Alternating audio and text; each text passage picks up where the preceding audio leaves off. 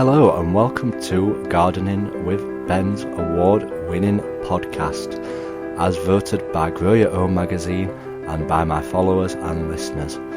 So if you're new to the podcast, make sure you click that subscribe button to stay up to date with all our podcasts, listen back to all our previous episodes, sit back, grab a brew and let's enjoy today's episode. Hello and welcome to our latest podcast episode. Thank you for tuning back in if you're a regular subscriber, or if you're new, welcome to Gardening with Ben. And do click that subscribe button, as we do produce regular podcasts, not just once a week, but quite a few regular in the week. So make sure you click that subscribe button and you'll get notified when new podcasts arrive. And this is about the third podcast so far this week, so we're on a bit of a roll this week with the podcasts, as obviously I've been voted the best gardening podcast. I thought I'd best up the content and keep you all entertained, and we're getting some great listening figures. It's amazing how many people are listening, so thank you for that.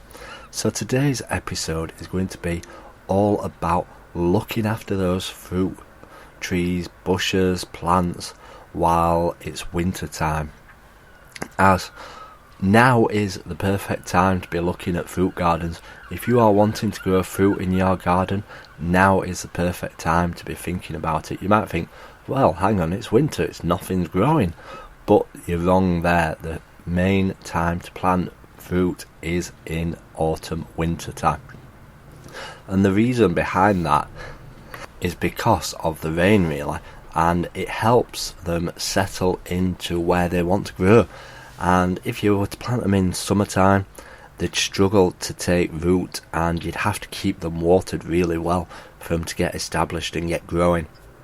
So if you're looking shops and garden centres, they will be full to busting with fruit trees and bushes, as this is when they stock them. If you're looking in summer, they'll be the leftovers from autumn, winter time. So if you're looking in the garden centres now they will be full of fresh fruit trees and bushes. But obviously when you're looking at them, make sure that they are alive. If needs be, just give the little branch a little scrape, make sure it's green underneath, or even if it's like a little fruit bush, just scrape on the bark just to make sure that it's green or white underneath and that it's just not brown and dead. So you need to make sure that it is alive when you're purchasing it. And obviously there's certain fruit bushes and stuff what you will prune around autumn, winter time, like your currants. You'll be pruning them now that they've produced the crops. Now will be the time to prune them back, ready for next year. I do need to look at my cooking apple tree on getting that pruned. I did give it a massive prune last year and it didn't produce much fruit at all this year, but for some reason it's grown back really, really well this year. It didn't get no apples on it hardly, but it has really grown so much this year. It's amazing how much it's grown for some bizarre reason. And it's just full of leaves. No fruit, but just full of leaves. So I need to look at how to best shape it, really. It's something I do need to learn more about, how to prune things and stuff like that. And obviously if you're wanting to start taking some cuttings from your fruit bushes, it's a perfect time to start taking them cuttings, as obviously it can be quite expensive to buy fruit bushes, and if you've got one particular one that you enjoy the best, just snip a bit off, stick some rooting powder on it and see if it takes. Gardening is all about experimenting and enjoying the process. Like I always say, you might not get some produce one year, but you might get loads the year after. It's about enjoying it and having a laugh, and if you get great produce and you get great crops, fantastic. So have a look around at the garden centres. Think of those fruits that are expensive to purchase, like your blackberries. They're so expensive to buy a punnet. Raspberries, so expensive. It's amazing how much they cost. This year I had absolutely loads of raspberries on the plot, and the thing is with blackberries and raspberries, loganberries, you can freeze them for when you need them. Just keep picking them and freezing them, and you can have enough crops to last you all the way through winter. ready until next year's harvest. So if you can grow fruit on your allotments or in the gardens, do it. You'll find space to grow them. You can grow them down the borders, grow them down the edges. Strawberry plants, you can put them in pots, you can put them in containers what fasten to walls and stuff. Obviously if you're growing them in containers, you will need to keep them watered more because the soil will dry out faster, but you can always fit fruit in the gardens. Blackberries, you can grow them along wires, grow them along your fence. There's always room to grow fruit in the garden.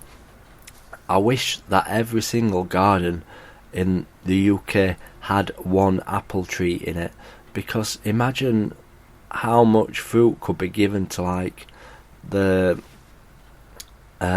food places, that food banks and stuff like that. If everybody had an apple tree and they all donated some to a food bank, can you imagine it? It'd be amazing. And we wouldn't need to import all the fruit that we got. If everybody had a fruit tree in the garden, we'd have so much fruit in the UK. Obviously nobody would be selling apples, but yeah, the more people grow fruit in the garden, I would encourage it. There's so many people having the gardens that are turfed over with the fake artificial grass and everything like that, and nobody's growing anything, and nothing's there for the bees, hence why the bees are dying off. So obviously if you're growing fruit, they get blossom on them and they will encourage the bees as well. So the more that we can do to encourage the bees, the wildlife, the insects into us gardens and allotments, the better produce everybody will get. So have a look around, think about what fruit you want to grow. I'm obviously going to be growing even more strawberry plants next year, because the more strawberries the better, in my opinion. You can never have enough strawberries. I'm wanting to get some red gooseberries again. I did have some plants years ago when I first got my plot, and I'd love to grow them again, so I'm going to be looking into them. Those are sweet gooseberries, they're not sour ones, so they do taste delicious, and you can get some great crops from them, and you don't have to put sugar on them or anything like that. They just taste delicious. So that is one thing I want to look at. And I also want to look at maybe trying some different varieties of raspberries. I've got my autumn ones, I've got my summer ones, but I'm liking the look of the gold, the autumn gold raspberries. I don't know if anybody grows any. Let me know if you do. Let me know which variety you grow, and if you have great success from them, send me a message. So yeah, have a look around at fruit, see what you'd like to grow. Make sure you check the label to make sure that you don't have to have more than one plant, because sometimes you do have to have more than one plant for it to help pollinate from one another. So have a look around. Any questions, do get in touch and get growing some fruit, everybody. So until next time, remember, keep smiling and keep gardening. So thank you for listening to today's episode of Gardening with Ben. We hope that you've enjoyed this episode. Remember to do click that subscribe button to stay up to date with all our podcasts. Feel free to share them on your Instagram stories so that it spreads the word about my podcast and we get lots more listeners. Feel free to check out my social media sites, Facebook and Instagram as well, Gardening with Ben, and also my YouTube channel, to stay up to date with all my handy videos, how-to videos, and sharing my tips and advice. And feel free to check the link as well in the description for my Gardening with Ben t-shirts. Lots of funny gardening design t-shirts in there for you to purchase at great prices too. So thanks again, and as always, remember, keep smiling and keep gardening.